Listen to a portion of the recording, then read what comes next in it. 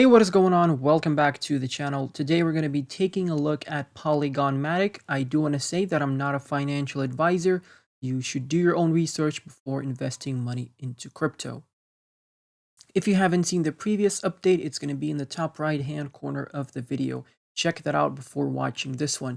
Before we get into the video, I just quickly want to mention my Patreon.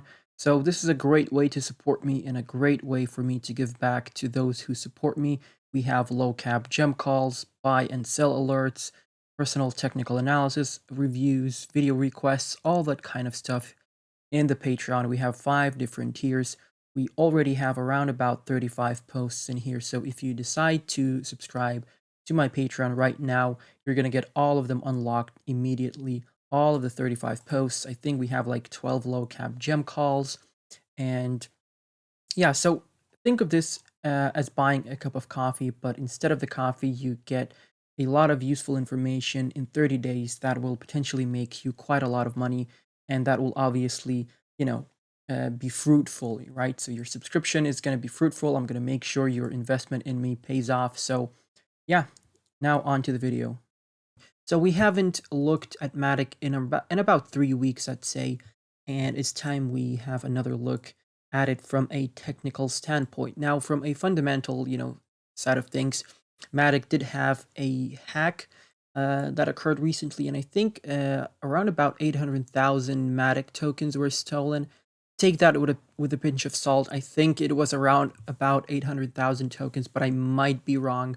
But it's not as big as it could have been, right? But it's great that these things are happening right now because, in my opinion, the earlier these hacks and mistakes and these network shutdowns happen, the faster that we're going to be able to grow as a community. And it's a growing industry, a growing technology, so these things are going to happen, regardless of the fact you like it or not. Obviously it's not good, but it is actually good for the long term. Now, jumping into the daily chart, I did give you this yellow trend line over here, and right now we're holding it as support very nicely. We had a couple of bounces off this yellow trend line. Actually, right after my last video, we had a bounce off that yellow trend line, and then from there we had a nice move to the upside. So from that trend line, you had a 60% move. So there you go. That's a nice trade for you.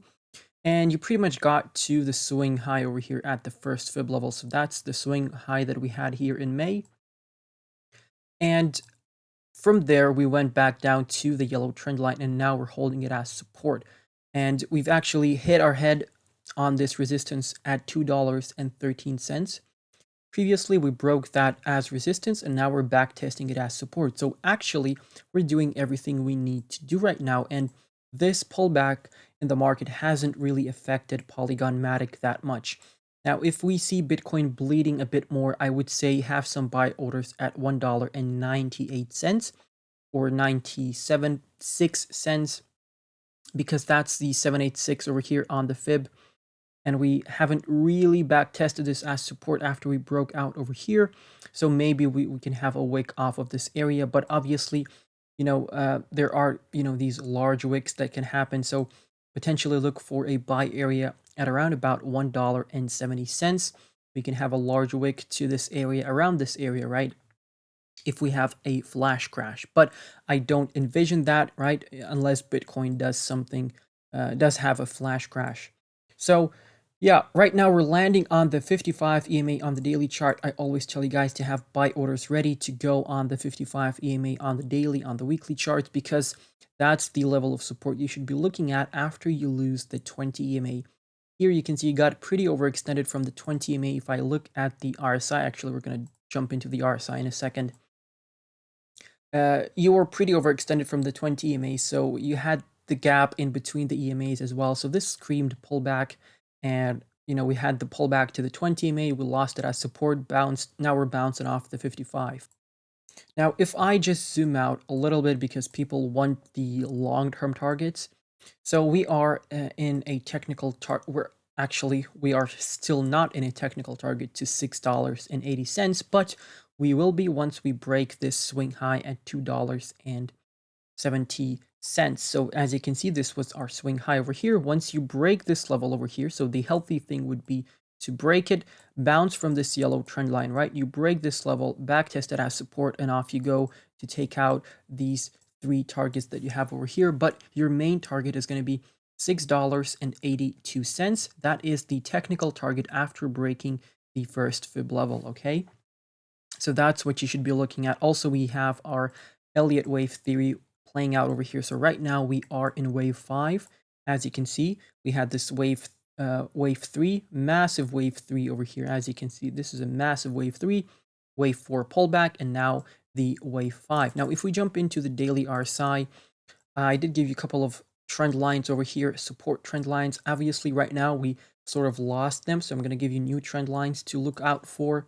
This trend line we don't need anymore. Actually, you can see you had a double M top over here, and I did give you this resistance at 67.8 cents, not cents, but the index of 67.8 on the daily RSI. And you almost got there. You almost got there twice, and from there you had a pullback towards this pink trend line. And as you can see, this pink trend line that we're having over here, we've actually held it as support very nicely. So after my previous video, we dumped below all the support levels that I gave you, so you could have entered at these levels. Then you had a move to the upside, back test of support. We hit our head on this resistance, back test of support, break, another back test of support of this higher trend line.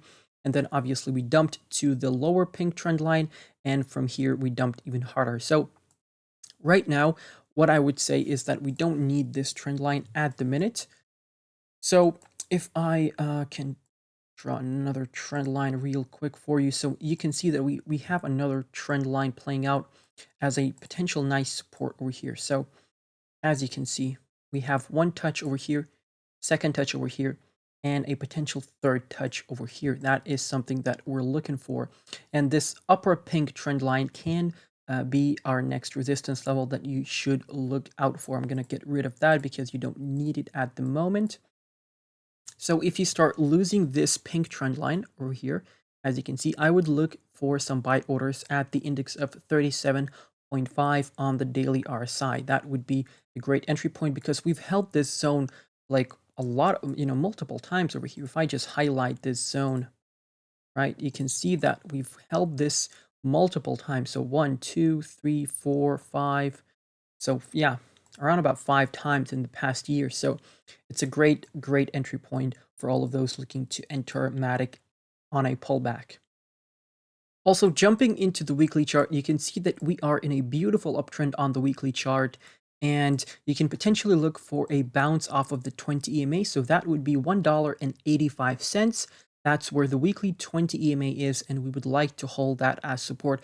Obviously, if you start losing the 20 on the weekly, look for the retest of the 55 EMA on the weekly chart. But yeah, this is regarding the weekly chart. If we take a look at the RSI, we were starting to get overbought over here late December, and right now we've pulled back down, and as you can see on the RSI, we're actually having a nice uptrend over here on the weekly chart as well. The stochastic was overbought as well, so the indicators are resetting, so this is a good sign. We potentially, as you can see, the MACD was overextended. The moving average, which is the yellow line, was very far away from the signal line, and this red line is the signal line. So once we have a cross, that will be your confirmation of a downtrend on the weekly chart. That would be your cross, right? But that would happen only after we've already entered the downtrend, because the MACD is a lagging indicator. So you look at this indicator for confirmations, right? Here you had the little squeeze with the moving average and the signal line. We had a very nice appreciation of price. So if you traded this, right, and you got in once you had the squeeze, you would have seen some nice appreciation for your Matic tokens. Now, quickly jumping into the 4-hourly chart, in the last update, I did give you this descending triangle over here, and we had a target at $1.86. So this target was met perfectly.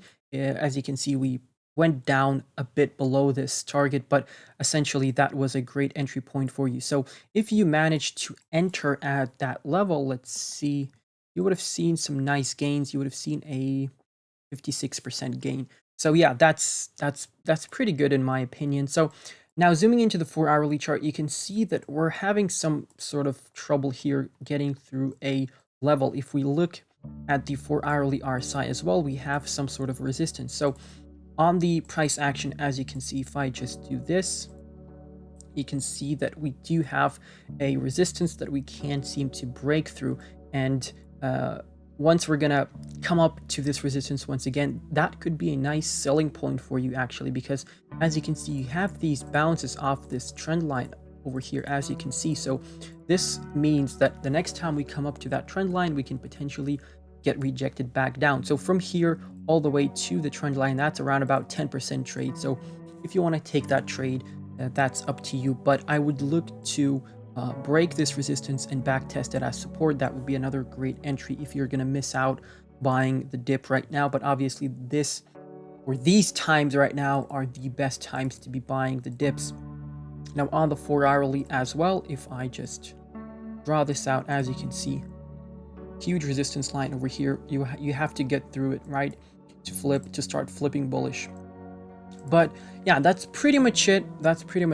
I covered everything that I wanted to cover. If I missed out anything on the charts, please let me know down below in the comment section.